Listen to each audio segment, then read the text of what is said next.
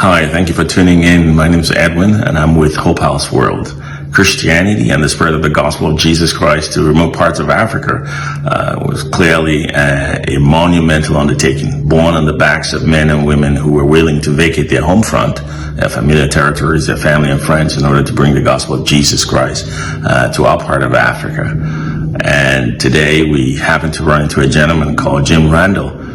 Jim Randall was actually born in Jos, Nigeria. His parents were missionaries that served in that part of the world for up to 35 years. And when he grew up, he became a pilot and then served as a missionary pilot in that part of the world as well. And we ran into him today and had to ask him questions about his encounter and what motivated him.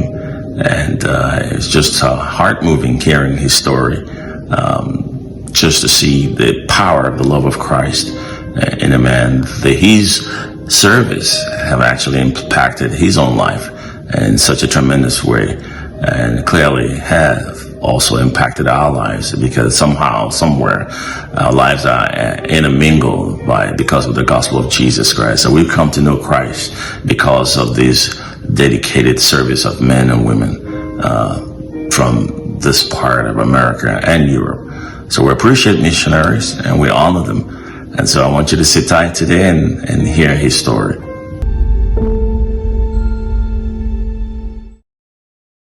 I remember you as one of our very favorite pilot. You were our hero, and we always wanted you to be on the schedule. But how did that make you feel? Did you ever feel proud to be our hero, overwhelmed, or sometimes concerned? That's an interesting question. It takes me back to when I was a kid, because when I was going to school, the pilots were our heroes. And so we looked up to them. We wanted to be, like them, wanted to fly airplanes. That's partly what led me into it. So as an adult, when I came back, I was quite young. Some of the kids, quote unquote kids I was flying, were just 3 years younger than me. I was 22 and maybe 4 years. They would be high school kids, 4 or 5 years old. So I kind of felt like one of them. And when they made remarks like that, I appreciate it. It made me feel like I belonged and I was where I was supposed to be. I don't think there was a sense of anything, it was special because it meant something to me, but not special because it made me like I'm somebody now. I don't think I sensed that at all. It was a natural feeling of camaraderie with the kids, and like they appreciate me, I appreciate them. I remember making some of the little kids I remember one time when I had a bunch of little kids where I had to come pick them up. I knew they were going to be very sad. I made a pan of brownies for them so they'd have them on the way back to school, so they'd have something to take their mind off. And then the other kind of thing that's funny, as far as some things that I remember, is you'd get in the airplane to take the kids home, and you had to fly like from the school an hour up to where you checked out of customs to get out of Nigeria. And then you had sometimes another hour to where you checked into Niger, and then several more hours. 15 minutes after you got in the air, Uncle Jim, are we almost there? Uncle Jim, I can't wait. When are we going to get there? All day long. So it's kind of fun. You said earlier that instead of having a girlfriend in every port, you had a mother. That's true. I was out there for 7 years as a single guy, a lot of the missionary families that were there when I was a kid, and so I knew them, and they all thought I needed a wife, and since I didn't have one, they took good care of me. And some of them would make me brownies when I'd come to pick them up. So yeah, that was kind of fun.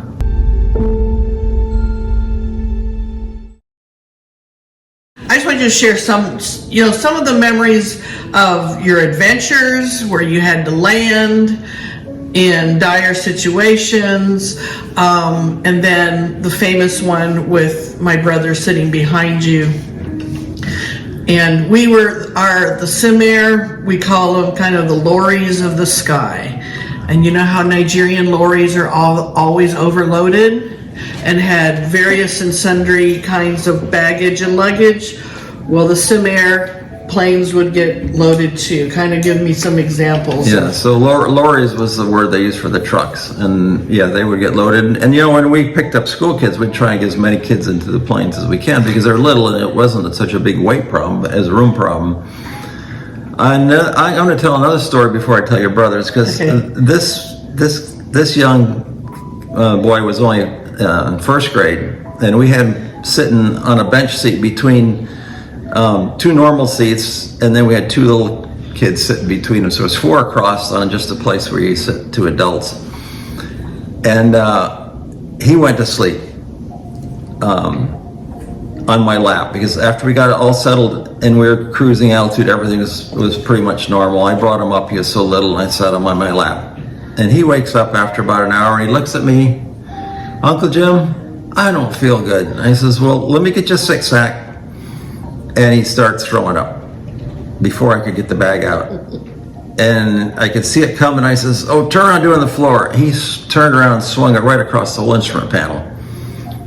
So I didn't get hit on that occasion, but on the occasion of your brother, he was, I think, in about 3rd grade, and this was kind of self-induced. We had some teenage boys that wanted me to float a pencil from the instrument panel back, do some zero-weight gravity.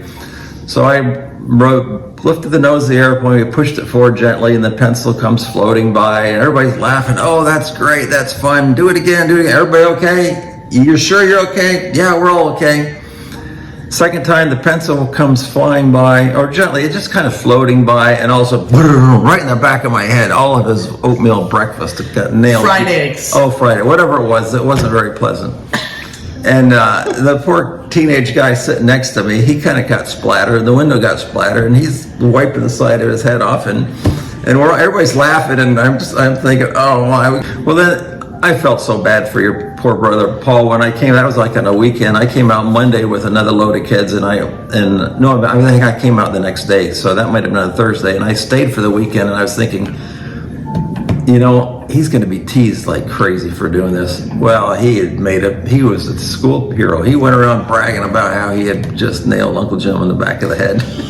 Well, and I didn't have to feel sorry for him at all. No, and what made it also, the teenage kid sitting in front, there was a roll of toilet paper, because we didn't carry Kleenex, so he's wicking out, just throwing off swaths of toilet paper to clean Jim in the back of his neck, remove his shirt, and they're throwing it out the little side window of the plane. Yeah. So years later, when the movie The Gods Must Be Crazy came out, and the pilot threw a Coke bottle out of that same little side window, we missionary kids knew exactly what that was. I mean, we're like, it was a deja vu. It's like and then I'm thinking, wonder what the Africans below, if any of them got hit with the vomit-sodden toilet paper. Anyways, so about 15 years later, my parents are now stationed in Guinea, West Africa, and they'd heard the National Geographic crew had flown in. So Mom and Dad went out, invited them to the house, and they were talking, and Dad said, "Where have you been?" They said, "Well, Niamey." And they said, "Oh, did you get to meet any of the pilots there?" "Oh yeah, we talked to this one pilot, and he told us this story about this kid that threw up on the back of his neck while, when I was doing anti-gravity stall thing." And my parents looked at each other and went, "That would have been our son." So the story keeps going. Yeah, so there's another interesting, bringing up National Geographic, I was asked to do, that was probably the same crew before they went down there. Yeah. I flew them around in Mali, and they must have took 3,000 pictures.